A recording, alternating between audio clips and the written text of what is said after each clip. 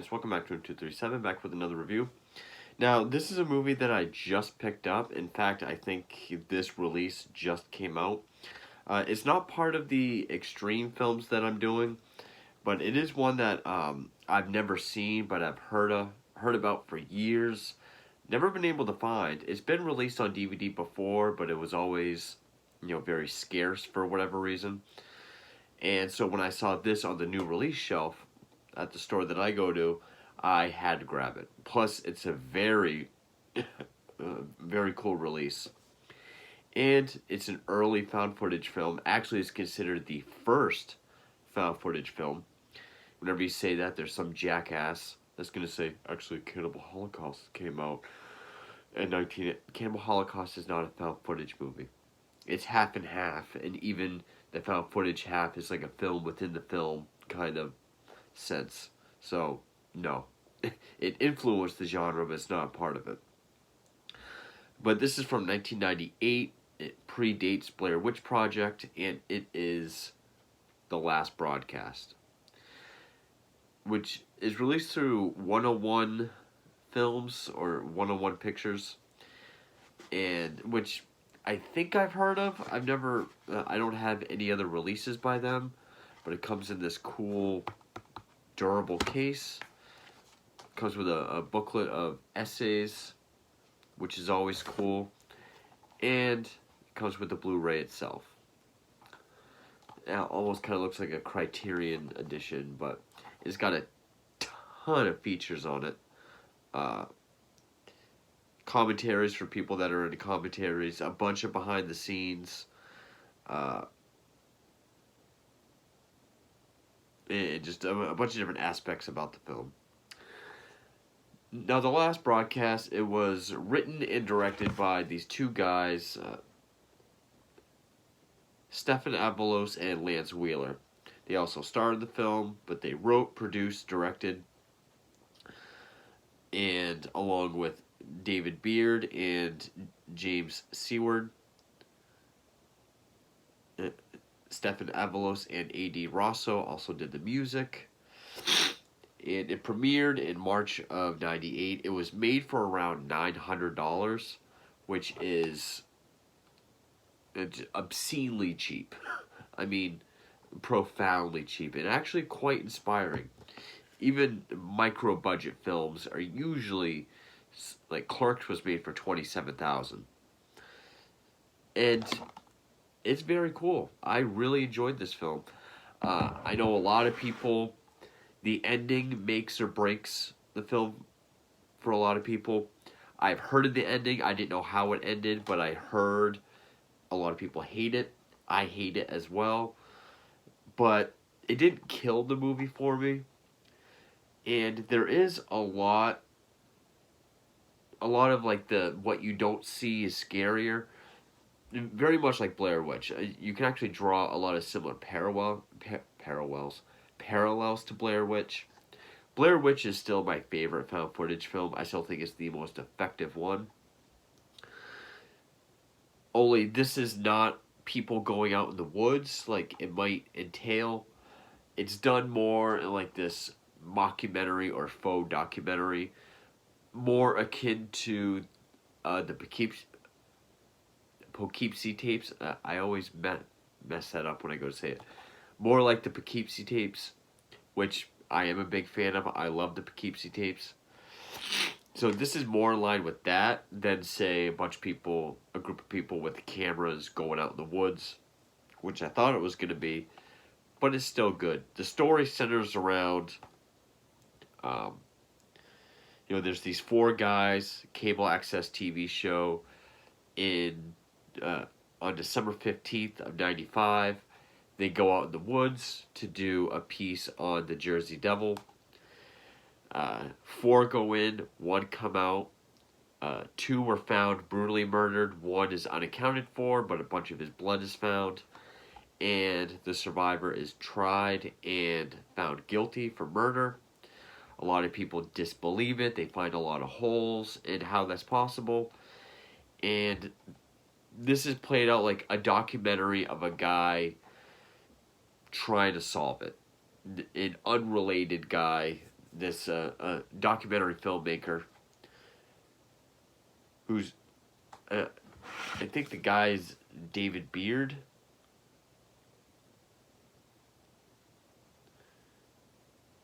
Yeah, David Beard plays David Lee, the filmmaker. And kind of like Blair Witch, where Blair Witch actually used their real names, this one is just close. Like David Beard is David Lee, James Seward is Jim Seward, Stephen Avalos is Stephen Abcast, Lance Wheeler is Locust Wheeler, Ryan Clabbers is Ryan Clacken, and so on. Almost everyone has pretty much the same name. And you get these interviews with, you know, other people that were involved with the cable access show, uh, some officers that did the investigating, uh, some people involved in the trial, and this woman who's a film reconstructor trying to help solve that he's innocent. It is pretty interesting.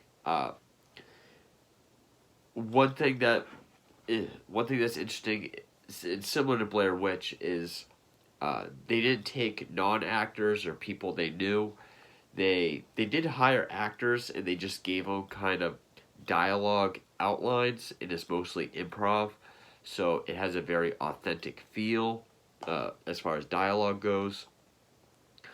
The music is just a lot of noises and disembodied voices and sound effects, very similar to Blair Witch.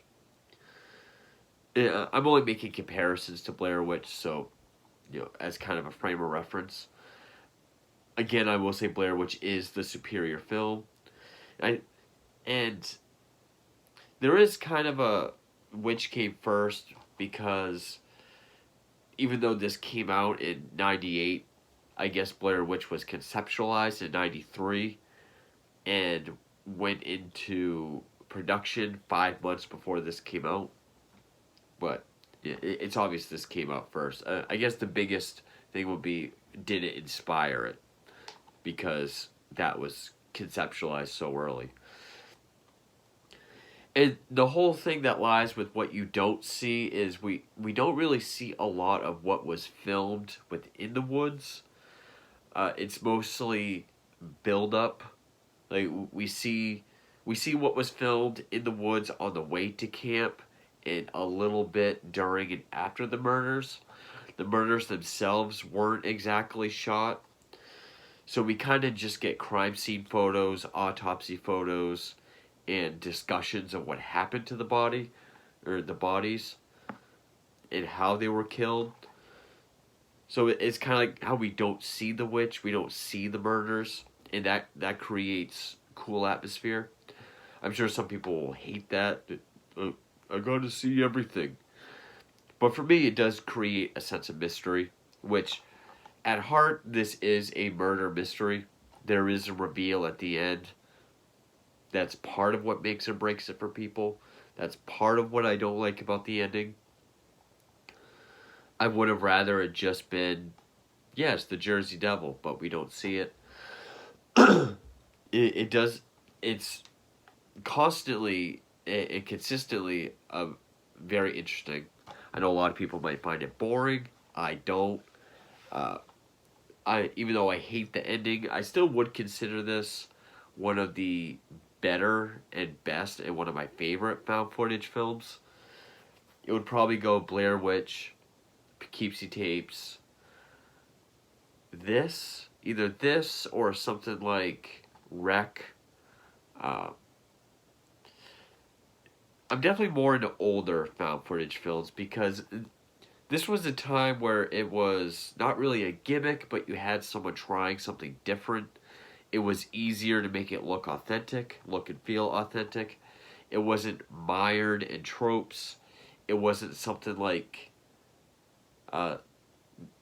Gallows, which looks like a studio film, just trying to go for a handheld look, and that's good enough. I also really like The Taking of Deborah Logan. That would be one of my favorites as well. But even though I really dislike the ending, I still think this was very interesting. I love the look of it. It does have ultra low budget 90s film look to it. And I'm always a sucker for when you get like the VHS play and timestamps. It definitely feels like it was made in the 90s.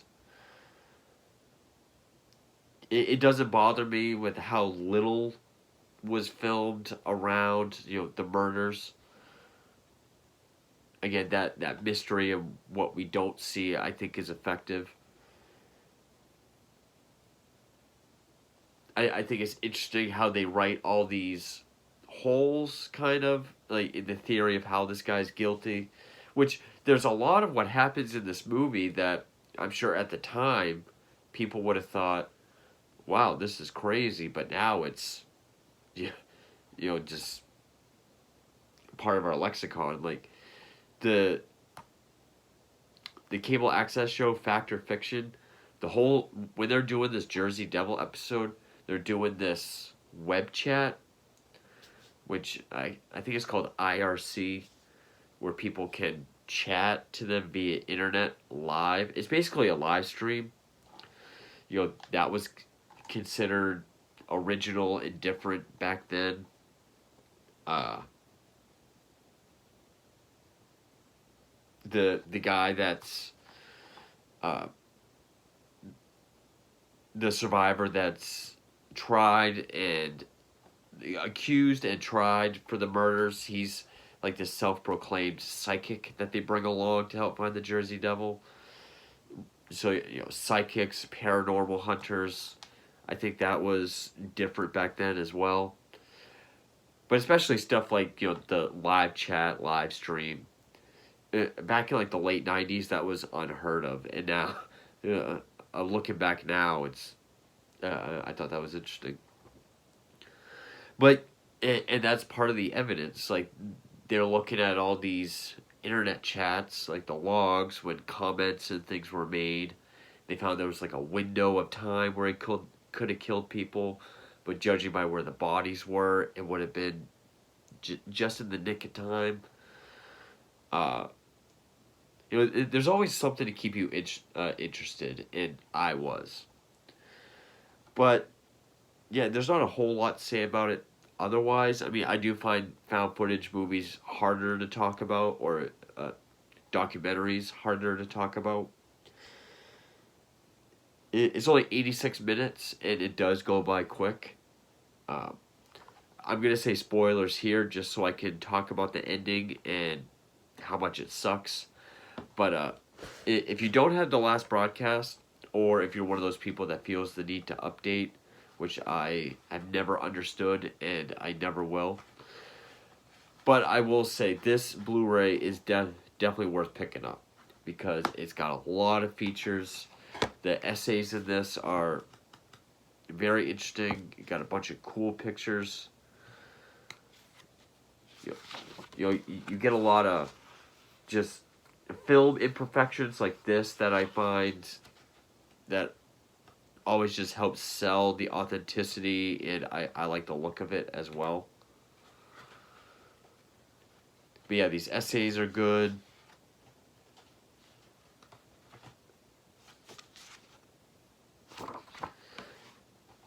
It does have, I don't know if you consider that irreversible art, but this whole release just has a wonderful presentation. It looks awesome. So yeah, if you have an old DVD and you want to upgrade, this would be a reason to upgrade.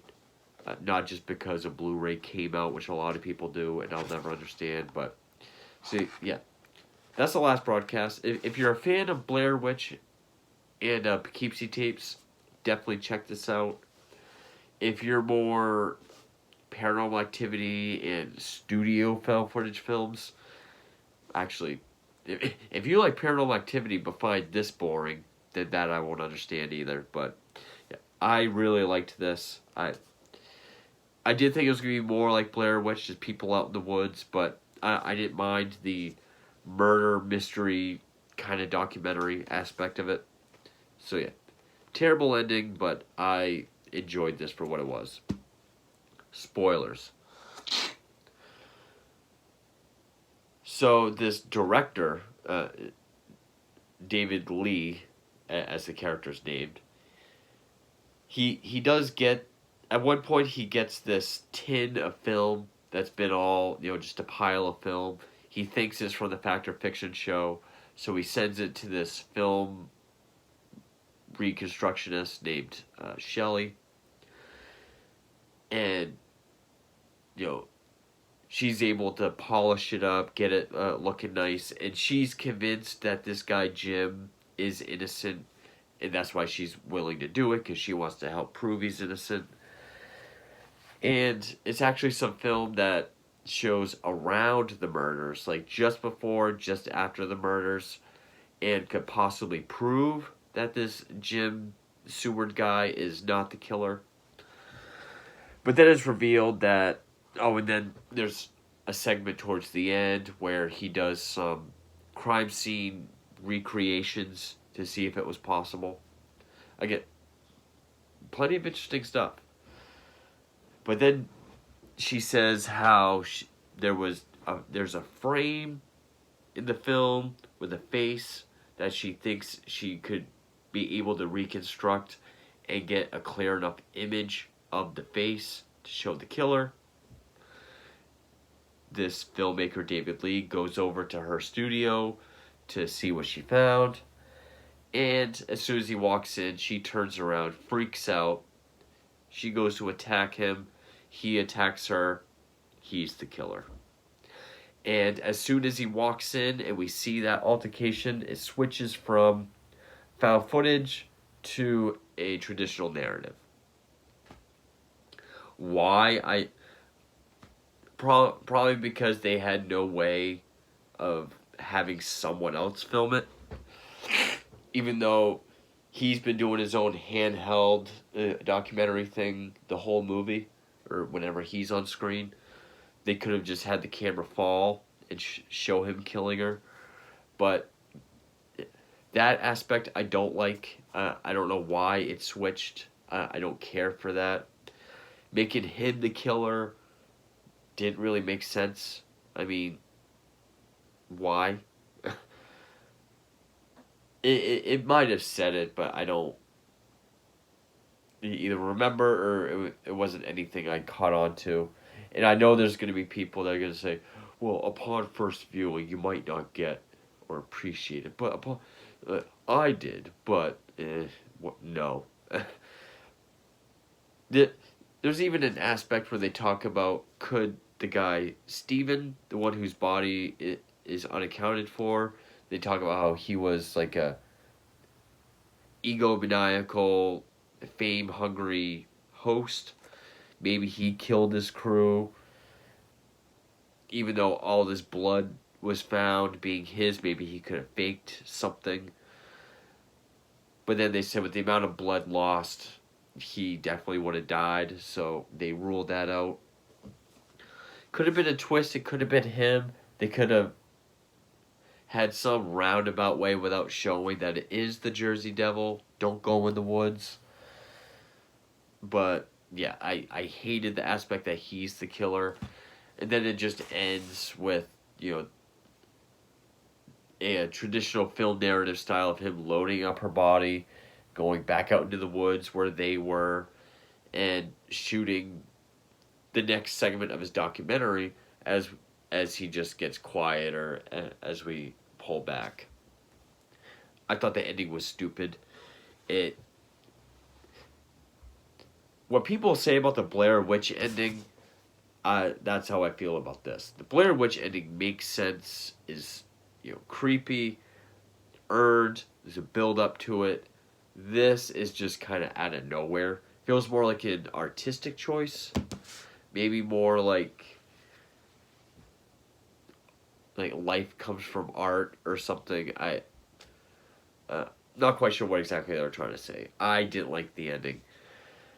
In fact, I hated it. But the rest of the movie, well done. Especially, even if you don't like the movie or if you think it's boring, you do got to admit, for $900 in the late 90s, it does look great. It is well made, well thought out, very well acted, for what it is, or at the very least authentic. It's very authentically acted.